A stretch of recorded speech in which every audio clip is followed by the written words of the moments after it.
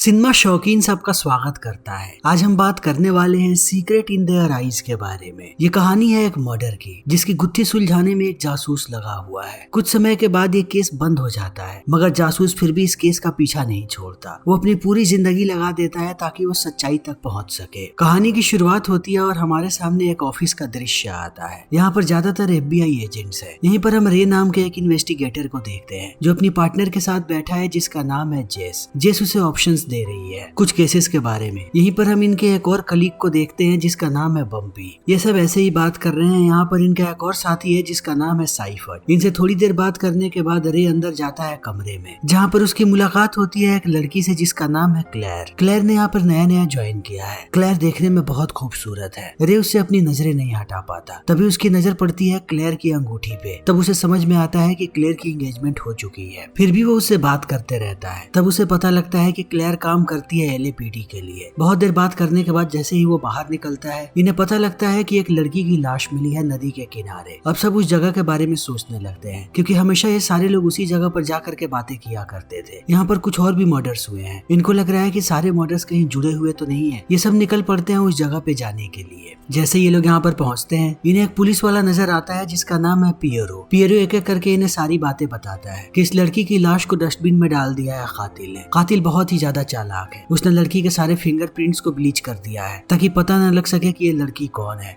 थोड़े समय पहले किसी ने यहाँ पर एक आदमी को आते हुए देखा था, 10:30 के करीब, मगर वो श्योर नहीं है कि आदमी कैसा दिखता है। किसी को कुछ पता नहीं लगा। यह कातिल बहुत ही चालाक है। हमें लगता है कि जिस लड़की को उसने मारा है वो होमलेस है, तभी इतनी आसानी से वो उसे यहाँ लेकर के आया और मार दिया। रे ग्लव्स पहनता है और चला जाता है लड़की की शक्ल देखने के लिए। जैसे ही वो शक्ल देखता है, उसे एहसास होता है कि ये लड़की कोई और नहीं बल्कि जेस की बेटी है। उसके होश उड़ जाते हैं। वो वापस आता है और जेस को कहता है कि अपने आप को संभालो। जेस समझ जाती है कि क्या हुआ है। वो भाग करके जाती है डस्टबिन के पास और अपनी मरी हुई बेटी को देखने के बाद टूट जाती है। वो फूट फूट के रो रही है। सारे डिपार्टमेंट की हालत खराब है, क्योंकि उनके एक पार्टनर की बेटी को कातिल ने मार दिया। ये कोई छोटी बात नहीं है। अब सब लोग काम पे लग गए हैं। जैसे ये लोग वापस आते हैं, तब हमें पहली बार पता लगता है कि जेस की बेटी का नाम कैरोलिन है। बम्पी बाहर आकर के कहता है कि जहाँ पर कैरोलिन की लाश मिली, वहाँ पर एक ग्रे रंग की वैन अंदर गई थी और थोड़ी देर के बाद बाहर भी आई थी। जब मैंने वैन के बारे में पता किया, तब पता लगा कि 3 दिन पहले वो वैन चोरी हो गई थी। लेकिन अब हम लगे हुए हैं कि किसी भी कीमत पर हम उस वैन को ढूंढे। जिसकी हालत बहुत खराब है। उससे रे पूछता है कि क्या तुम्हें कैरोलिन ने बताया था कि आज वो कहाँ जाने वाली है। जेस कहती है कि वो कभी कुछ बता करके नहीं जाती थी। जेस घर वापस आती है और रे को कहती है कि मैं LA से बाहर जा रही हूँ, अब मैं अकेली ही रहूंगी, मुझे कुछ नहीं करना। रे भी उसकी बातों को समझता है और कहता है कि अगर तुम्हें लगता है कि उससे तुम्हारी चीजें आसान हो जाएंगी, तब तुम जा सकती हो, मैं तुम्हारी पैकिंग करवा देता हूँ। जब वो पैकिंग करवाने लगता है, तभी उसे कैरोलिन की एक तस्वीर मिलती है, जिसमें एक लड़का कैरोलिन को ही घूर रहा है। यहाँ पर रे को पहली बार शक होता है और वो जेस से कहता है कि क्या तुम इस लड़के को जानती हो। जेस कहती है कि नहीं। तो वो दूसरी तस्वीरों को देखता है और जेस को कहता है कि क्या मैं रख सकता हूँ इन तस्वीरों को। जेस मान जाती है। तस्वीर को लेकर के सीधा रे पहुंचता है पुलिस स्टेशन और यहाँ पर बम्पी को आकर के कहता है कि इस लड़के के बारे में पता लगाना शुरू करो। बम्पी कहता है कि इस फोटो में ज्यादातर हमारे ऑफिस के ही लोग हैं, उन सबसे पूछो क्या वो इस लड़के को जानते हैं। वो एक एक करके सबसे पूछने लगता है, मगर सारे लोग मना करते हैं कि वो इसे नहीं जानते। तब वो भड़क जाता है, कहता है कि कोई हमारी पार्टी में आता है और तुम लोग उसे जानते भी नहीं हो। वो वापस आकर के फेस डिटेक्शन ऐप का इस्तेमाल करने लगता है। तब साइफर्ट आता है उसके पास। उससे कहता है कि तुम क्या कर रहे हो, तुम सिर्फ एक इन्वेस्टिगेटर हो, वो भी टेरा बॉम्बिंग के डिपार्टमेंट वाले। तुम होमोसाइड केस पे काम नहीं कर सकते। अगर डिपार्टमेंट को पता लगा तब तुम्हारी नौकरी भी जा सकती है। रे कहता है कि मुझे फर्क नहीं पड़ता, हमारे एक कलीग की बेटी को मार दिया गया और हम बस ऐसे ही बैठे हुए हैं। मैं किसी भी कीमत पे इस लड़के को ढूंढ करके रहूंगा। अभी इनकी बातें चली रही होती है, तभी ऐप में पता लग जाता है इस लड़के के बारे में, जहाँ पर कैरोलिन का मर्डर हुआ था, वहीं बगल में आतंकवादियों के होने की शंका है और ये लड़का भी वहीं पर रहता है। इस रिपोर्ट को लेकर के सीधा पहुंचता है रे अपने सीनियर के पास, जिसका नाम है मोरालेस। मोरालेस कहता है कि तुम ये क्या कर रहे हो, ये तुम नहीं कर सकते। इस आदमी के पास जाने की परमिशन मैं तुम्हें नहीं दे सकता। तुम इस जानकारी को रखो, जो ऑफिसर इस केस को देख रहा है मैं उसके पास पहुंचा दूंगा। इन बातों को सुनने के बाद रे बाहर आने लगता है। तभी क्लेयर उसे देखती है और पूछती है कि जेस की हालत अब कैसी है। वो कहता है कि ठीक है। अभी इनकी बातें चली रही होती है, तभी साइफर्ट आकर के बताता है कि हमने अपराधी को पकड़ लिया, उसका नाम है गजाला। अभी वो पुलिस स्टेशन में है। रे को समझ में नहीं आता कि ये चीज इतनी जल्दी कैसे हो गई और किसी को इसके बारे में भनक क्यों नहीं लगी। वो सीधा पहुंचता है गजाला के पास और पुलिस वालों को कहता है कि इस बारे में किसी को भी भनक नहीं लगनी चाहिए। जब वो गजाला के पास जाता है, उसे समझ में आ जाता है कि ये वो आदमी नहीं है, ये फोटो वाला लड़का तो बिल्कुल भी नहीं है। जब वो उससे पूछताछ करता है, तब पता लगता है कि साइफर्ट ने फंसाया है इस लड़के को। इसने कुछ भी नहीं किया कैरोलिन कैरोलिन के साथ। रे गुस्से में वापस आता है और साइफर्ट को पीटना शुरू कर देता है। वो उसे एक ही सवाल पूछता है कि तुमने ऐसा क्यों किया? तुम उस फोटो वाले लड़के को बचाने की कोशिश क्यों कर रहे हो? एक मासूम लड़के को तुमने फंसा दिया केस में। साइफर्ट कहता है क्योंकि वो मेरा खबरी है और मैं नहीं चाहता कि पुलिस वाले उस तक पहुंचे। वो हमारा बहुत ही बड़ा एसेट है। रे कहता है कि तुम ऐसा नहीं कर सकते। साइफर्ट कहता है कि तुम बातों को क्यों नहीं समझते? तुम सिर्फ कैरोलिन के एक केस को देख रहे हो। हमारे पास और भी बहुत सारे केसेस हैं। हमें पूरे शहर को बचाना है आतंकवादियों से। मैंने इसके बारे में डिस्कस किया था मोरालेस के साथ और उसके साथ साथ जो ऑफिसर कैरोलिन के मर्डर केस को देख रहा है उसको भी। हम सबने मिलकर ये डिसीजन लिया है। हम बड़े पिक्चर को देख रहे हैं। तुम सिर्फ कैरोलिन को देख रहे हो। बातों को समझने की कोशिश करो। रे कहता है कि मुझे बस उस लड़के का नाम बताओ। थोड़ी देर सोचने के बाद साइफर्ट कहता है उसका नाम है मार्जिन। अब रे मार्जिन का एड्रेस पता लगा लेता है और बम्पी के साथ अगले दिन पहुंच जाता है उसके घर के सामने। थोड़ी देर के बाद ये लोग देखते हैं कि मार्जिन की गर्लफ्रेंड बाहर आ रही है। तब ये लोग समझ जाते हैं कि मार्जिन घर के अंदर नहीं है। उसके बाहर जाने के बाद दोनों घुस जाते हैं घर के अंदर। रे कहता है कि मैं ग्राउंड फ्लोर पे हूँ, तुम फर्स्ट फ्लोर पे जाओ। ये हर जगह की तलाशी लेते हैं, इन्हें कहीं कुछ नहीं मिलता। तभी रे के हाथ में एक कॉमिक बुक लगता है जिसकी कहानी है कि एक लड़का बार बार अपने क्रश को प्रपोज करता है, लेकिन जब बार बार वो उसे रिजेक्ट करती है तब किडनैप करके वो उसे मार देता है। ये कॉमिक बुक बहुत ही अजीब लगता है रे को। तभी बम्पी भी यहाँ आ जाता है। रे उसे पूरी बात बताता है। इसी बीच ये लोग देखते हैं कि वैन अब वापस आ चुकी है। ये दोनों भाग करके चले आते हैं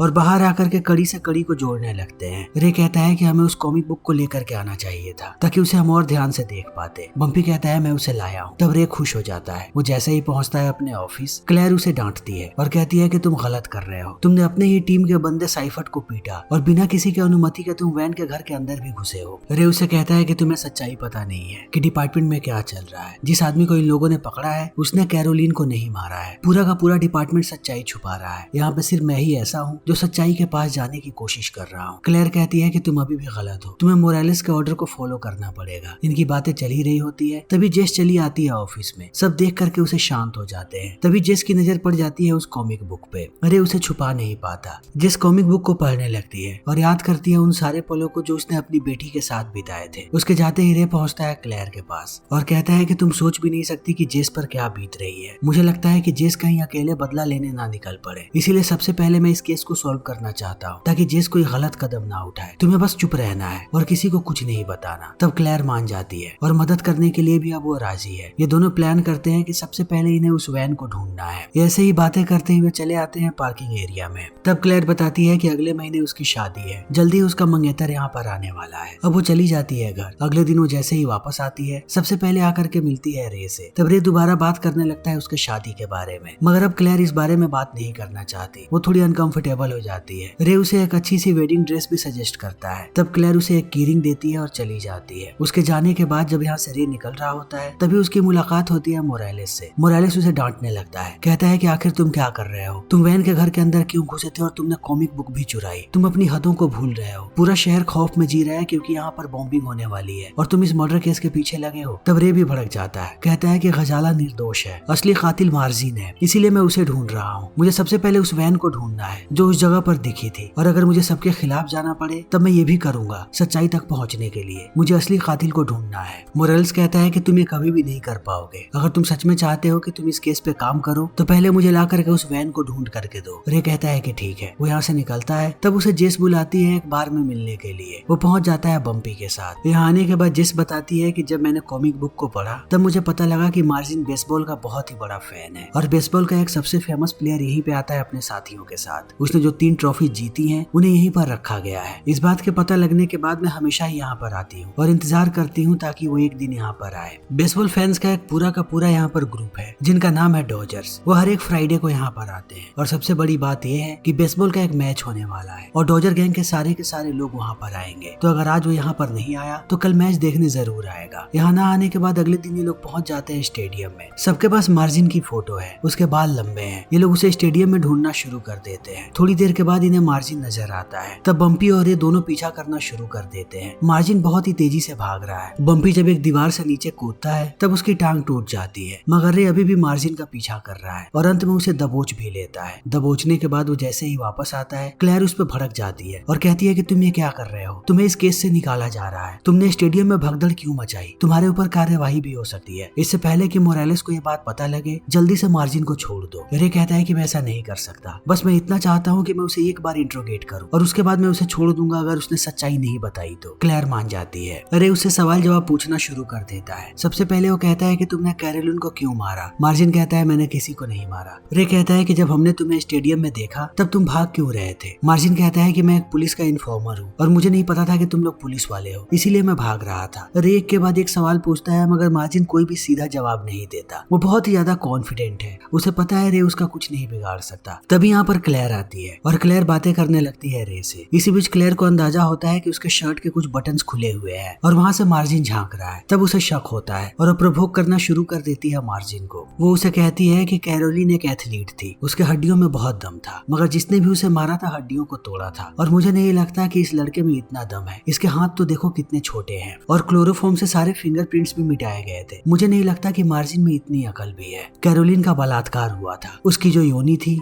उसके अंदर तकरीबन 9 इंच का लिंग गया था और मुझे नहीं लगता है कि मार्जिन का लिंग इतना बड़ा है। इन बातों को सुनने के बाद मार्जिन भड़क जाता है। वो अपनी पैंट उतारता है और लिंग दिखा करके कहता है कि तुम्हें क्या लगता है कि मेरा लिंग छोटा है। वो एक के बाद एक गालियां देने लगता है क्लेयर को। तब क्लेयर जब उसके सामने आगे बढ़ती है तब उसे पीटता भी है। इस चीज को देखने के बाद रे पीटने लगता है मार्जिन को। मार्जिन ने लगभग अपने गुनाहों को कबूल कर लिया है, मगर थोड़े समय के बाद इन्हें पता लगता है कि मोरालेस ने इन्हें बुलाया है। मोरालेस बताता है कि मार्जिन को हम लोग छोड़ रहे हैं। तब रे भड़क जाता है, कहता है कि ऐसा कैसे हो सकता है, उसने लगभग अपने गुनाहों को कबूल कर लिया था। मोरालेस कहता है कि तुम्हारे ऊपर कार्यवाही हो सकती है, तुमने उसे पीटा था, इसी की खुशी मनाओ कि तुम्हारे ऊपर कोई कार्यवाही नहीं हो रही। रे बहुत देर तक बहस करता है मगर वो समझ जाता है कि मोरालेस भी प्रोटेक्ट कर रहा है मार्जिन को क्योंकि वो इन्फॉर्मर है। ये लोग बाहर आने लगते हैं। तभी ये लोग देखते हैं कि जेस भी लिफ्ट में है। वो भी समझ चुकी है कि मार्जिन ही कातिल है। तब गुस्से में रे कहता है कि तुम जो चाहो उसके साथ वो कर सकती हो। जेस कहती है कि मैं पागल नहीं हूँ, अगर मैंने इसे मारा तब मुझे जेल जाना पड़ेगा, मैं ये काम नहीं करूंगी। ये लोग अपने सामने देखते हैं कि मार्जिन खुलेआम बिल्डिंग से बाहर जा रहा है। जेस भी बाहर चली जाती है। तभी क्लेयर और रे को पता लगता है कि जिस वैन को ये लोग ढूंढ रहे थे वो वैन मिल चुकी है जिसमें ब्लीच भी है। ये भाग करके वहाँ पे पहुँचते हैं मगर इनके जाने से पहले कोई आग लगा देता है पूरे के पूरे वैन में। रे समझ जाता है कि यह काम मोरालेस ने करवाया है ताकि ये केस यहीं पे बंद हो जाए। रे बहुत ही ज्यादा दुखी है। वो क्लेयर को आखिरी बार देखता है और कहता है कि मैं सब कुछ छोड़ करके जा रहा हूँ। वो चला जाता है। समय ऐसे ही बीतने लगता है। देखते ही देखते 13 साल का वक्त बीत जाता है। क्लेयर ने भी अपने मंगेतर से शादी कर ली मगर ये 13 साल चुप नहीं बैठा। वो कड़ी से कड़ी को जोड़ता रहा और 13 साल के बाद उसे एहसास हुआ है कि वो कातिल कोई और नहीं बल्कि मार्जिन ही है। उसने दोबारा डिपार्टमेंट को ज्वाइन किया है ताकि वो मार्जिन को इस बार पकड़ सके। जैसे ही वो डिपार्टमेंट में वापस आता है उसकी नजर पड़ती है साइफर्ट पे। साइफर्ट कहता है कि तुम अभी भी वही हो जहाँ 13 साल पहले थे और मुझे देखो, मेरा 3 बार प्रमोशन हो चुका है। वो कहता है कि तुम्हें पहले जाकर के जनरल के पास रिपोर्ट करनी पड़ेगी। तब रे चला जाता है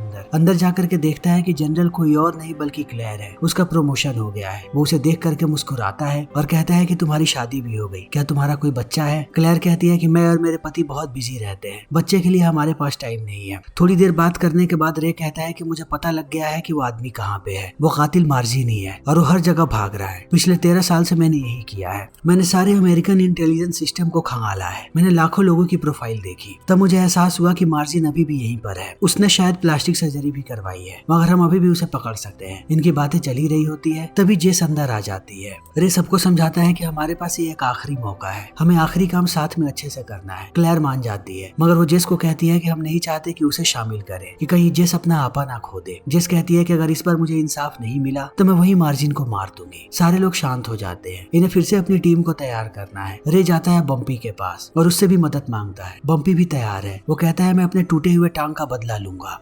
जब ये लोग मार्जिन के बारे में पता लगाते हैं इन्हें पता लगता है कि मार्जिन ने अपना नाम बदल लिया है। अब उसका नाम है बैकविथ। ये हर जगह उसे ढूंढते हैं। इन्हें पता लगता है कि उसे हॉर्स रेसिंग का बहुत ही ज्यादा शौक है। अगले दिन ये लोग पहुंच जाते हैं रेस वाले ग्राउंड में। तब देखते हैं कि एक आदमी घोड़ों से बात कर रहा है। जैसे ही रे उस आदमी के करीब जाता है वो देखता है कि आदमी कोई और नहीं बल्कि मार्जिन ही है। मार्जिन भागने लगता है। रे भी उसके पीछे भागता है मगर अब वो बूढ़ा हो चुका है। थोड़ी देर के बाद वो गिर जाता है नीचे। मार्जिन यहाँ से भाग जाता है। तभी बम्पी आता है रे के पास। इनके पास एक और लड़का है जिसका नाम है लुई। लुई कहता है कि ये लड़का हमेशा यहाँ पर आते रहता है। तब ये लोग लुई का नंबर ले लेते हैं और कहते हैं कि दोबारा ये जब भी यहाँ पर आए हमसे कांटेक्ट करना। रे अब आकर के मिलता है क्लेयर से। क्लेयर रे को कहती है कि तुम फिर से अपनी जिंदगी बर्बाद कर रहे हो, मैं चाहती हूँ कि तुम अब इस चीज को छोड़ दो। रे समझ जाता है कि अब उसकी मदद क्लेयर नहीं करना चाहती। उसे लगता है कि रे अपने आप के साथ कुछ कर लेगा। क्लेयर उससे कहती है कि 13 साल पहले तुम मुझे छोड़ करके क्यों गए थे। रे कहता है क्योंकि मैं बहुत परेशान था और ऐसी हालत में नहीं चाहता था कि तुम मेरे साथ रहो। क्लेयर कहती है कि अगर 13 साल साल पहले तुमने मुझसे पूछा होता तो मैं भी तुम्हारे साथ चलती। रे कहता है कि अभी भी वो क्लेयर से प्यार करता है। इसी बीच लुई मैसेज करता है रे के फोन पे और बताता है कि मार्जिन यहाँ पर फिर से आया है। रे क्लेयर से बहाना बनाता है और जाने लगता है मार्जिन के पीछे। वो बम्पी को भी बता देता है, मगर बम्पी को आने में टाइम है। रे इंतजार नहीं करना चाहता, वो जाने लगता है मार्जिन के पीछे। वो देखता है कि मार्जिन बहुत सारे लोगों से मिल रहा है। तभी कोई पीछे से आकर के मारता है उसके सर के ऊपर। रे बेहोश हो जाता है। जैसे उसकी आंख खुलती है वो देखता है कि मार्जिन उसके सामने है। वो उससे कहता है कि तुम मेरा पीछा क्यों कर रहे हो। तब रे कहता है कि शायद तुम मुझे भूल गए, उस लड़की को याद करो जिसे तुमने मारा था। मार्जिन कहता है कि मैंने किसी को नहीं मारा और मैं मार्जिन नहीं बल्कि बैकविथ हूँ। वो जाता है रे को मारने के लिए। तभी यहाँ पर बम्पी आ जाता है साइफर्ट के साथ। यहाँ पर पुलिस वालों की पूरी टीम है। अब चारों तरफ से गोलियां चल रही हैं। एक गोली आकर के लग जाती है साइफर्ट को। तब तक बाकी पुलिस वाले आकर के सबको पकड़ लेते हैं। साइफर्ट की मौत हो जाती है। जिस बैकविथ को देख करके कहती है कि ये मार्जिन नहीं है। रे कहता है कि ये वही है, मगर वो नहीं मानती। तब अंत में ये लोग बैकविथ को छोड़ देते हैं। अब रे बहुत ही ज्यादा निराश है। तब क्लेयर उसे अपने घर लेकर के जाती है और कहती है कि कुछ चीजें तुम्हारे हाथ में नहीं है। रे कहता है कि आखिर जिसने ऐसा क्यों किया, वो मार्जिन ही है। वो चाहती तो उसे जेल में डलवा सकती थी, मगर उसकी वजह से वो छूट गया। क्लेयर समझाती है कि सारी चीजों को तुम कंट्रोल नहीं कर सकते, जैसे कि हमारी लव स्टोरी को। अभी इनकी बातें चली रही होती है। तभी यहाँ पर क्लेयर का पति आता है जिसका नाम है एलिस। मगर एलिस इन दोनों को देख करके भड़कता नहीं। उसे पिछले 13 साल से ये बात पता है कि क्लेयर प्यार करती थी रे से। एलिस कहता है कि हमारी शादी बस एक फॉर्मेलिटी थी, क्लेयर ने हमेशा ही तुमसे प्यार किया है। इतना कह के वो चला जाता है। तभी जेस कॉल करती है रे को। ये दोनों जाते हैं उसके घर पे। जेस कहती है कि मुझे बहुत पहले तुम्हें ये बात बता देनी चाहिए थी। जब तुम यहाँ से गए थे तब मैं फिर से उस बार में गई और मुझे कुछ दिनों के बाद वहाँ पर मार्जिन मिल गया। तब मैंने उसे मार दिया और मारने के बाद दफना दिया। मेरा बदला पूरा हो गया था, मगर मैंने किसी को भी ये बात नहीं बताई। मगर तुम्हें बता देना चाहिए था, क्योंकि पिछले 13 साल से तुम यही कर रहे हो। अब रे भी चौंक जाता है। वो कहता है कि तुमने मुझे बताया क्यों नहीं। जेस कहती है कि मैं उसे साधारण सजा नहीं देना चाहती थी, मैं उसे ऐसी सजा देना चाहती थी कि उसकी रूह कांप जाए। क्लेयर कहती है कि तुम्हारे ऊपर कार्यवाही हो सकती है, लेकिन मैं नहीं चाहती कि तुम अपनी बची हुई जिंदगी जेल में बिताओ। तुम भी सारी चीजों को भूल जाओ, हम भी सारी चीजों को भूल जाते हैं। ये लोग यहाँ से बाहर आने लगते हैं, मगर बाहर आते समय रे को लगता है कि कुछ तो गलत है। जेस ने कुछ तो इन लोगों से झूठ बोला है। उसने ऐसा क्यों कहा कि वो कोई साधारण सजा नहीं देना चाहती थी मार्जिन को। वो अगले दिन जेस का पीछा करना शुरू करता है। तब वो देखता है कि जेस किसी के लिए खाना लेकर के जा रही है अपने घर के पीछे। वो उसका पीछा करना शुरू कर देता है।